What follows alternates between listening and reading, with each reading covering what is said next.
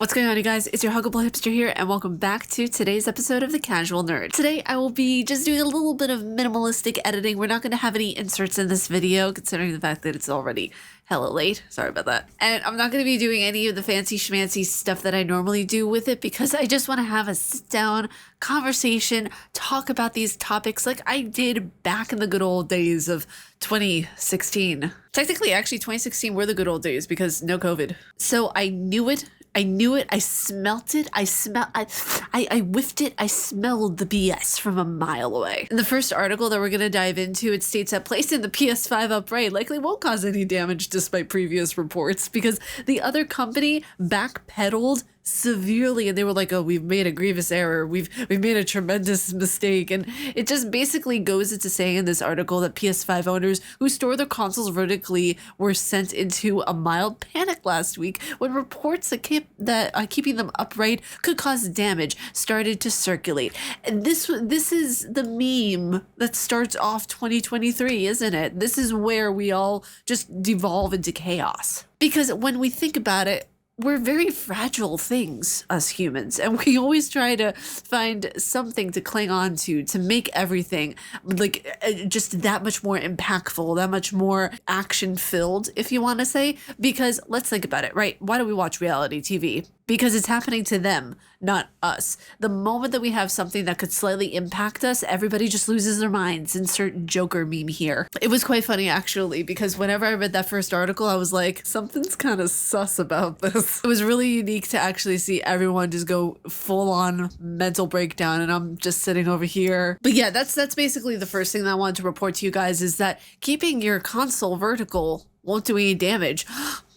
Shock. I know. It's so shocking. It's so shocking. Keep it clean. Understand that you bought a $500 freaking console, and go from there. What you do with it, how you use your money, how you invest it, whatever you do with it after you bought the product, that's your business, not anybody else's. So next up in the fantastic world of gaming news, we have why Resident Evil 9 could be a very different entry in the franchise. This one I found particularly interesting, this article, because it states in the first paragraph that the perceived roadmap for Resident Evil franchise may seem obvious, but not necessarily. The franchise is currently working towards remakes and mainline installments, of course, but the IP is at an interesting point in development where considerable changes might be made. One of those considerable changes, this isn't anything, this is my speculation, is bringing the entire cast of characters to the forefront, meaning that the 9th game, while Ethan is dead,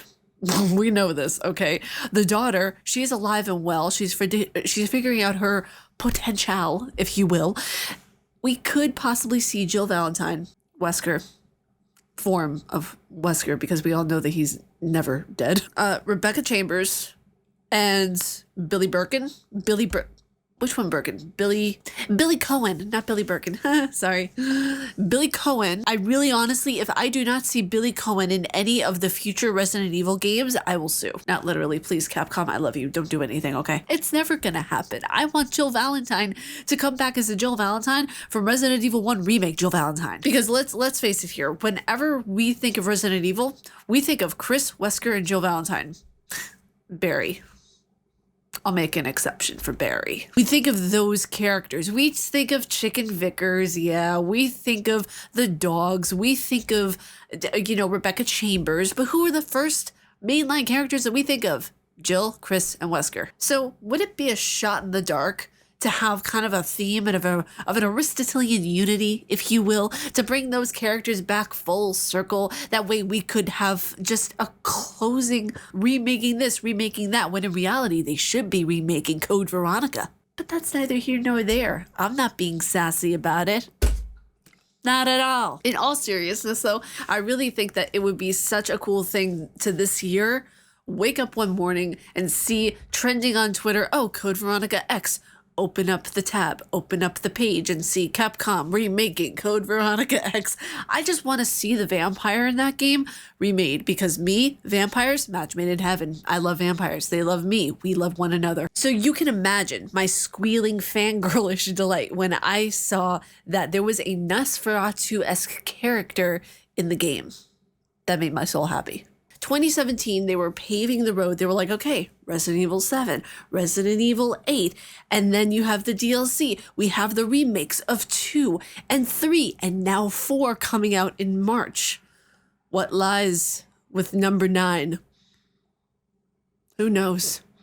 What lies in the dreary outpost world?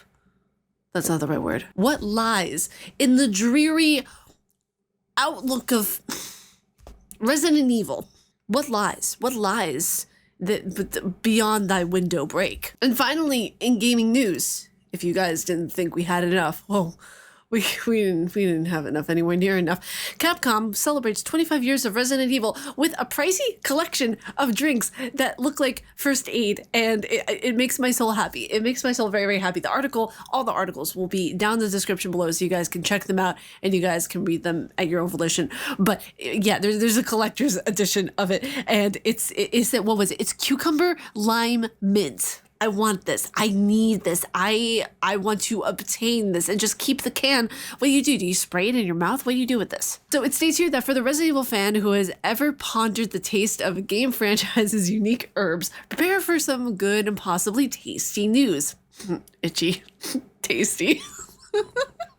Capcom has teamed up with Game Flavor to celebrate the 25th anniversary of Resident Evil franchise, which was in 2021, but better late than never, by launching a box filled with collectible drink cans. There'll be 10 of these drinks available in the collector's box, as well as a few other extras. So it's a cucumber and lime flavored liquid to taste, like when they said liquid. Liquid could be anything. Was it battery acid? Tastes may definitely vary here. You can also find one spray cap inspired by the first Resident Evil game, 4 ink ribbons containing different Resident Evil inspired herbs, 4 recipe cards for non-alcoholic Resident Evil based cocktails. You guys don't know what this means right now, because me, a person who is going to be 7 years sober this May, that means everything, because our entire society is just has everything revolving around alcohol. Like socially, everything wraps around alcohol. If you go out and you don't drink with your friends, then apparently something is wrong with you. But you guys, that was it for this episode of The Casual Nerd. I hope you guys enjoyed this episode. I hope you guys got something out of this episode, whether that be a warm feeling in your heart or it's just pain in your spine. I don't know. Whatever you got out of this episode, I hope it was something good. Tomorrow I have coming up the unboxing of the new Logitech keyboard that I got, and I am so excited. This is the first time I actually did an unboxing with this camera, so it's not great by any means. I'm no iJustine, but it's a beginning. It's a start. You know, everybody starts somewhere with their unboxing journey. And even though I've done unboxings before, I've never done one where the camera actually points down to where you're supposed to do the unboxing. So it's fun. I had a rich time. What is that? Why do I say these things? Yes, Charlotte, I had a rich time indeed. Go to the foyer and have a clap, yay. A rich time, what the? I'm going to end off this episode before I even delve into more chaos. But you guys, I hope you guys enjoyed this video. If you all like my face and what I do, please be sure to subscribe and hit that bell down below. I make videos every day here on YouTube. I just want to give you guys a little bit of an update on how the partner push is going. We are getting close to 2,500 watch hours. It's very, very exciting. I think I might be able to make it to partner this year. Not sure. There's no way in hell that I'm going to reach 10 million shorts views. That's not gonna happen this year. I don't think that's ever gonna happen, to be honest with you. But yeah, we're gonna push for partner this year, and yeah, just keep watching the videos. Do what you guys are doing. I really, really appreciate you guys so much. The views on the videos are going up tremendously. Like, oh my gosh, you guys, it's been really, really killer to see the progress on the channel. So thank you guys so much for your support and watching the content. If you guys want to support what I do, I also have a Patreon down in the description below. You guys can sign up for as low as $1, and the most expensive tier that I have is $20, where you guys can sign up to see my in-game photography. You guys can sign up to see the articles early. You guys can sign up to see early access videos that I do, and you guys can sign up to see a whole bunch of other stuff. I'm going to be putting the beats that I make up there, as well as some other types of music and covers and all that kind of stuff. So, and early access to different writing things and projects that I am going to be involved in. So yeah, with that being said, may you find your worth in the waking world, dear hunter. Stay casually nerdy, and I will see you all in the next video. Bye, you guys.